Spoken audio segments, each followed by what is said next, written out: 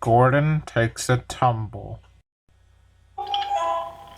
Salty was feeling very excited to go into the harbor. Salty soon arrived at the harbor.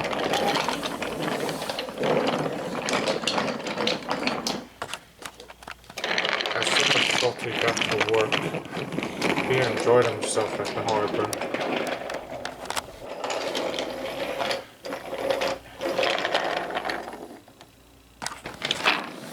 And he soon became friends with the engines at the harbor too. Even the Scottish twins and James were impressed with his work.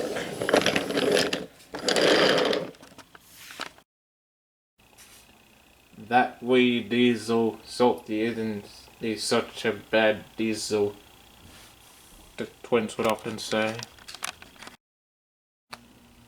It's a good thing he's not like any of those other diesels who frame others, get bowler hats lodged in their air intakes, being called spam can after breaking down, and for crashing into the shed after calling us outdated objects from the others, James would often say. All of the engines were impressed with what Salty can do, except for Gordon.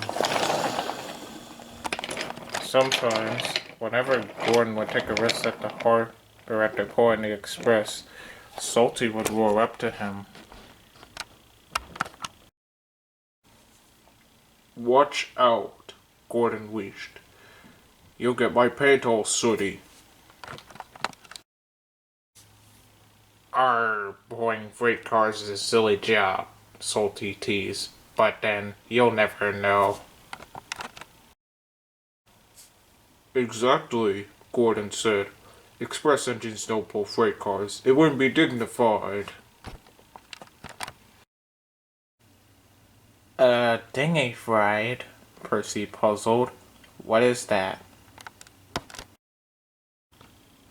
"Dignified," Gordon corrected. "It means that someone's too big for his buffers," teased Salty again. "Puh," Gordon said, and set it off to pull the express.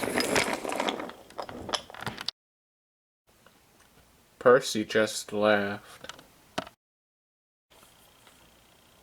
And he began to tell Salty about the mishaps Gordon got into.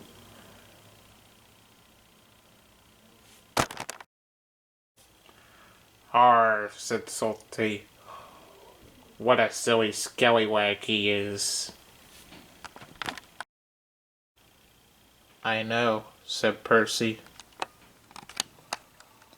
Later that night, there was a big problem at the harbor.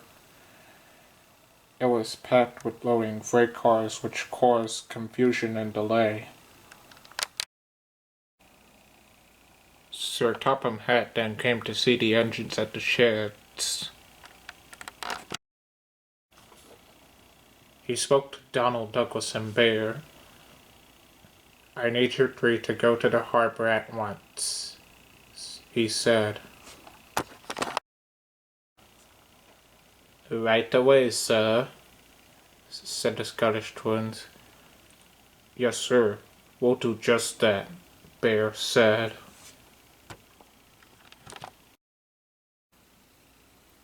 Sir Topham Hatt then turned to the big blue engine.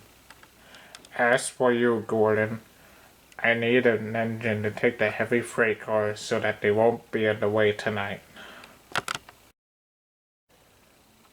"But what about the express?" Gordon asked. "James will take care of that." That made Gordon very cross. He couldn't believe what he had heard. As Gordon arrived at the harbor, he was very cross into pulling freight cars. He waited impatiently as they were being shunted. come on, said Gordon. Why the rush, Gordon? Bear asked. If I can pull freight cars, I'll show Salty just how an express engine pulls freight cars. Careful, Captain. You don't want to get too big for your buffers. But Gordon ignored Salty and steamed out of the docks. Great trains, he spluttered. The shame of it, oh, the shame of it.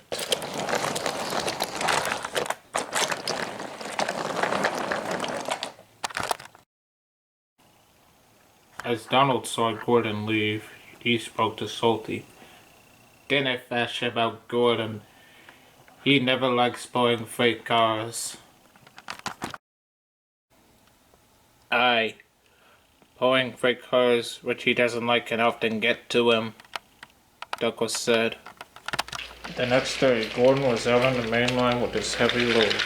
Now this is how you pull freight cars, Gordon said importantly.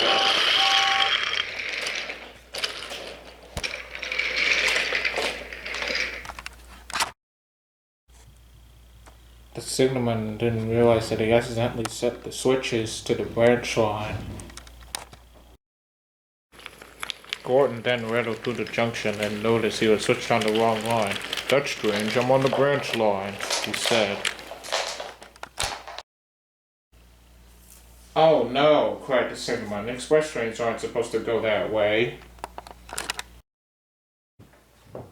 Then there was a sign warning all the trains to go slow, but Gordon paid no attention to the sign. I'm an express engine. I don't even go slow, Gordon said. The branch line was old and rusty. Gordon then started to worry. Then it happened. Gordon tumbled off the tracks, while the rest of the freight car tumbled.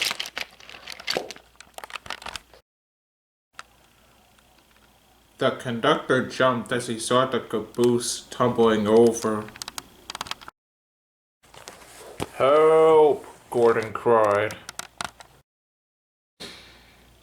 Then he saw a barn up ahead. Oh no! Gordon cried. As he saw the barn again, he shut his eyes tight to wait for the crash. As Gordon went inside the barn, he crashed into the door.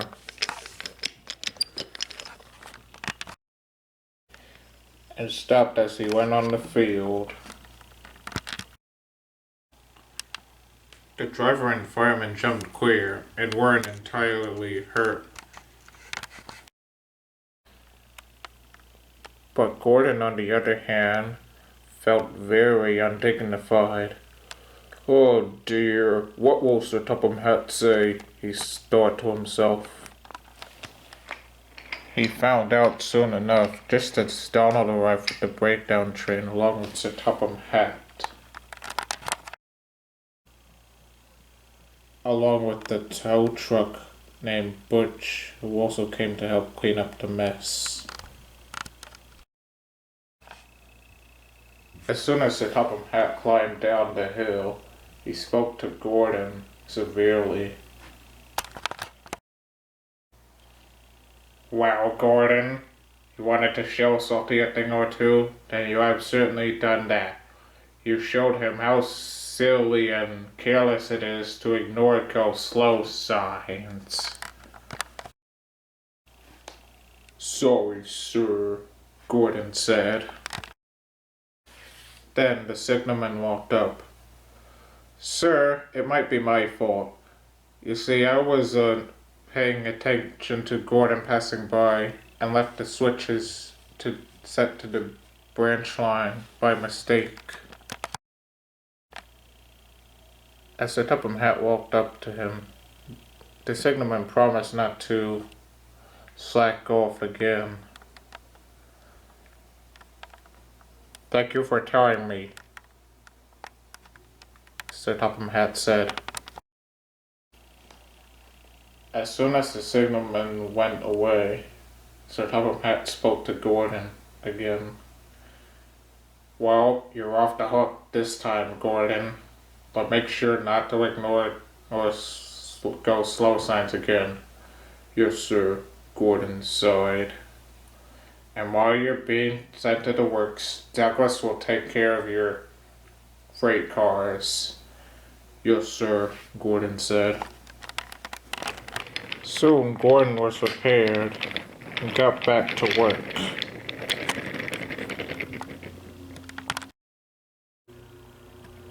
But he was still unhappy with himself for what he did.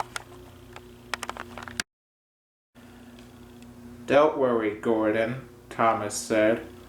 "We all make mistakes. Even you." "Salty said sorry he teased you," James said. "Same here," said Gordon. "Sorry for being too big for my buffers." And the three engines gave a jolly toot. At the harbor, Sir Topham had heard how well Salty did, and he told Salty that he shall be working at the docks for the time being. "Thank you, sir," Salty said, and he set it off happily to the docks. Salty loves Brendam Docks. He gets more jobs than the 300 to feel very useful, and only the freight cars know his secrets.